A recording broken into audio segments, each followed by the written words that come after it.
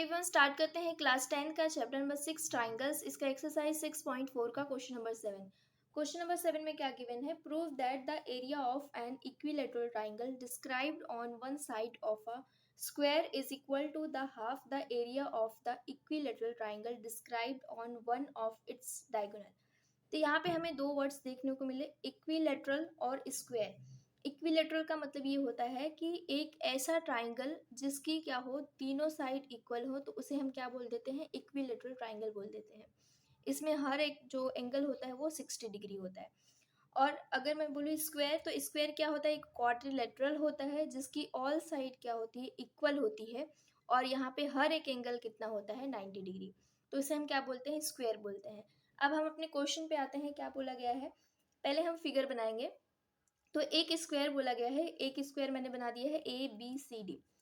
Prove that the area of an equilateral triangle described on one side of a square.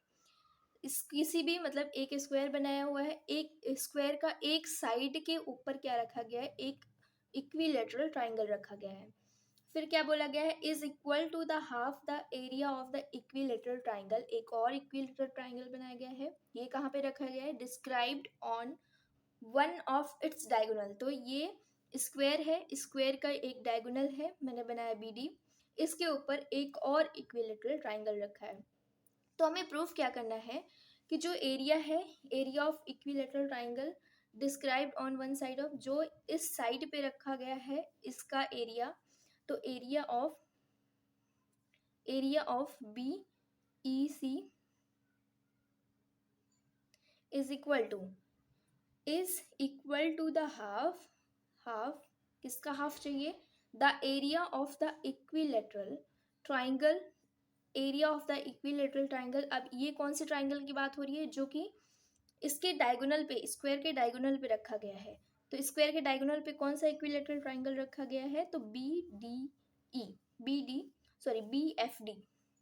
तो area of BFD। तो हमें proof क्या करना है? यही चीज़ प्रूफ करनी है। तो हम ऐसा भी कर सकते हैं, BEC अपॉन, इसको अगर हम इधर भेजेंगे, area of BFD is equal to 1/2। तो ये चीज़ हमें क्या करनी है? प्रूफ करनी है कि अगर ये 1 है तो इसका एरिया कितना होगा? ये 2 होगा। मीन्स कि ये इसका जो एरिया होगा इससे हाफ होगा, या तो ऐसा बोलो इसका जो एरिया होगा इससे दुगना होगा। ठीक है, दोनों तरीके से आप बोल सकते हो। अगर इसका एरिया 8 है तो ये कितना हो जाएगा? 16। अगर इसका एरिया 16 है तो इसका क्या हो जाएगा? 12 है तो इसका हो जाएगा 6, उसका हाफ। तो हम यहाँ से प्रूफ स्टार्ट करते हैं। प्रूफ स्टार्ट करने से पहले मैं आपको दो कॉन्सेप्ट बताऊंगी। Two equilateral triangles are always similar. पहला है कि अगर कोई भी दो इक्विलेटरल ट्राइंगल दिए हैं तो वो कैसे होंगे? ऑलवेज सिमिलर, हमेशा सिमिलर होंगे। तो मैं आपको यहाँ पे एग्जाम्पल के थ्रू समझाती हूँ कैसे। जैसे कि यहाँ पे दिया हुआ है, इसकी साइड मान लो 4, इसकी 4, इसकी 4, क्योंकि इक्विलेटरल ट्राइंगल है तो इसके तीनों साइड कैसे होंगे? इक्वल होंगे।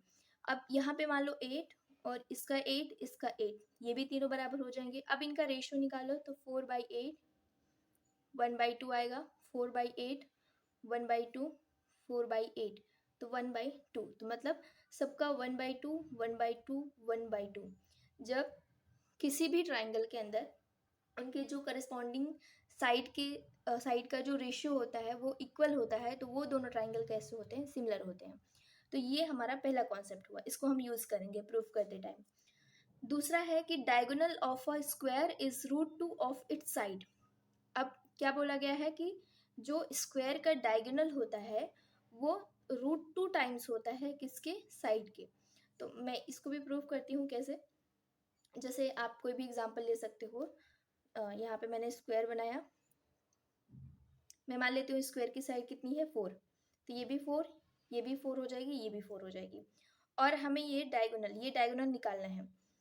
तो डायगोनल, अब यहाँ पे ये 90 डिग्री है तो फॉर्मूला लगेगा पाइथागोरस थ्योरम। पाइथागोरस थ्योरम में कैसे होता है कि जो 90 डिग्री के सामने वाली साइड है, मैं इसका नाम दे देती हूँ ABCD। तो मुझे अगर BD निकालनी है तो BD का स्क्वायर ये बराबर हो जाएगा इन दोनों स्क्वायर के प्लस के।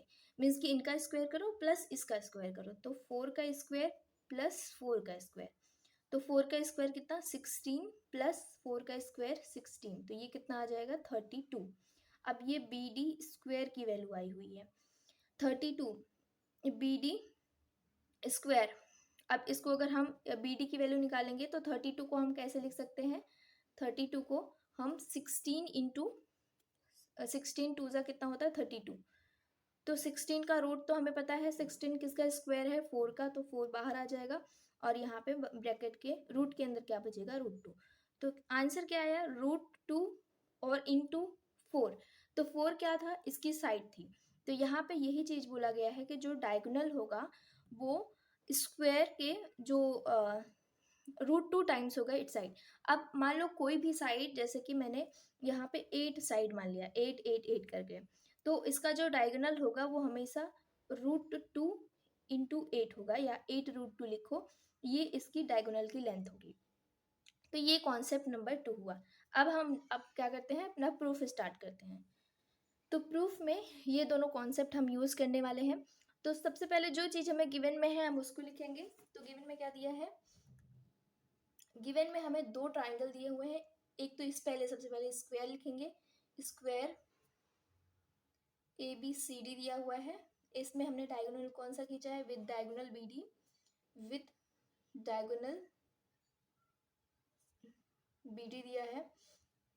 फिर इसके बाद दूसरी और कौन सी चीज़ दी हुई है, ट्राइंगल जो है BEC एंड दूसरा ट्राइंगल कौन सा है, ट्राइंगल BFD आर, ये कैसे हैं इक्विलैटरल ट्राइंगल्स, ये दोनों इक्विलैटरल ट्राइंगल्स हैं। अब हमें प्रूफ क्या करना है, तो टू प्रूफ में लिखेंगे। टू प्रूफ में मैंने यहाँ पे लिखा हुआ है, इसको ही उठाएंगे। तो एरिया ऑफ BCE भी लिख सकते हो, BEC भी लिख सकते हो, एरिया ऑफ FDB ये भी लिख सकते हो और ये भी लिख सकते हो, तो ये हो जाएगा 1/2। तो ये चीज़ हमें क्या करनी है, प्रूफ करनी है। तो प्रूफ स्टार्ट करते हैं। प्रूफ में हमें इन दोनों ट्राइंगल को लेंगे, ये दो इक्विलैटरल ट्राइंगल है, इन दोनों ट्राइंगल को उठाना है। तो इन ट्राइंगल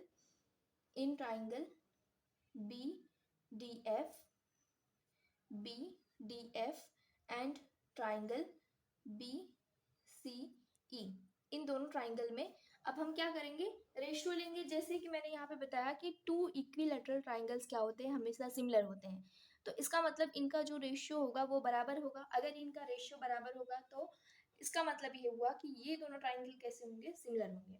तो यहाँ से हम इनका पहले रेशियो लिख देते हैं। तो DF upon CE is equal to FB upon EB, FB upon EB is equal to, तीसरी साइड कौन सी बची, BD अपॉन BC। तो ये तीनों साइड का रेशियो क्या होगा, जो करस्पॉन्डिंग साइड का रेशियो है ये बराबर होगा।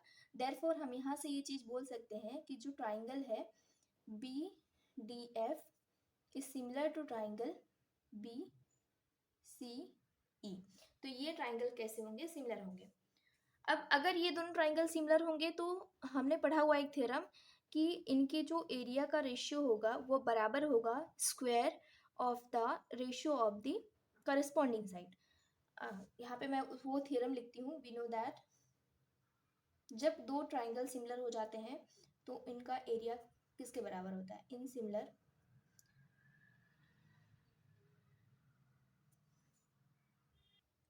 ओके मैंने ये चीज़ लिख दी है। We know that in similar triangles में ratio of area of triangle is equal to the ratio of square of corresponding sides.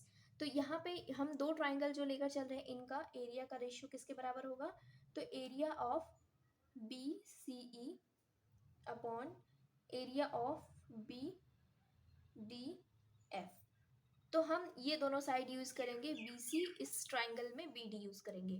तो यहाँ पे हमने लिखा BC अपॉन BD का होल स्क्वायर। बट हम जानते हैं, अभी जस्ट मैंने प्रूव किया दूसरा कॉन्सेप्ट कि इसका बी डी क्या है, ये डायगोनल है, इसका ये बी सी क्या है, स्क्वायर की साइड है। इसका मतलब ये है कि जो बी डी होगा, B D is equal to √2 times of its side. तो साइड कौन सी है स्क्वायर की, तो बी सी। जैसे अगर यहाँ पे ये साइड 4 दिया होता तो ये बी डी की वैल्यू कितनी हो जाती, √2 टाइम्स 4, या तो 4 इंटू √2। लेकिन यहाँ पे बस ये नंबर ना देके बी सी और बी डी दिया हुआ है, तो B D is equal to कितना होगा, √2 टाइम्स और √2 इंटू बी सी, वो चीज़ आप लिख सकते हो। ठीक है, तो इसकी जगह पे मैंने ये लिखा, ये सेकेंड प्रॉपर्टी मैंने जो यहाँ पे लिखा है उसको यूज़ किया। अब हम क्या करेंगे, जो बी डी की वैल्यू है उसकी जगह पे ये वैल्यू पुटअप करेंगे। तो यहाँ से क्या हो जाएगा, B C upon √2 B C, इसका होल स्क्वायर करेंगे तो बी सी यहाँ से कैंसिल हो जाएगा। तो यहाँ पे ब्रैकेट के अंदर क्या बचेगा, 1/√2 इसका होल स्क्वायर। तो 1 का स्क्वायर कितना 1 होता है, और √2 का स्क्वायर कितना हो जाएगा 2 हो जाएगा। क्योंकि जब हम क्या करते हैं √2 मल्टीप्लाई बाई √2 करते हैं तो आंसर कितना आता है, 82 आता है। तो यहाँ पे ये 2 हो जाएगा। ओके, तो ये हो जाएगा अपना प्रूफ। देयरफॉर हम यहाँ से लिख सकते हैं जो एरिया है, area of B C E upon area of B D F is equal to 1/2। तो ये इसका आंसर हो जाएगा।